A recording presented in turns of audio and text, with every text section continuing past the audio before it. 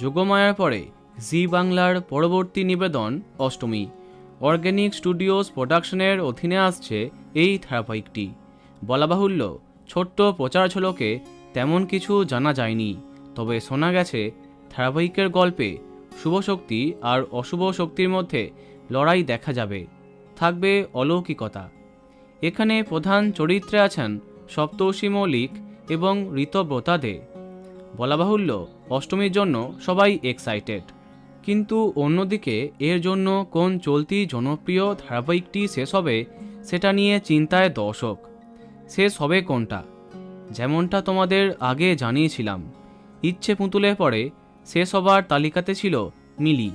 হ্যাঁ, অবশেষে অষ্টমীকে জায়গা দেবার জন্য শেষ হয়ে যাচ্ছে মিলি, তেমনটাই শোনা যাচ্ছে।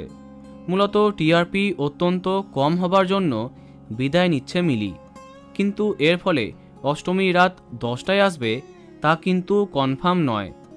এদিকে মিলি শেষ হবার কথা জানা গেছে, তবে তার শেষ দিনের শ্যুট কবে তা নিয়ে চ্যানেল এখনও কিছু জানায়নি।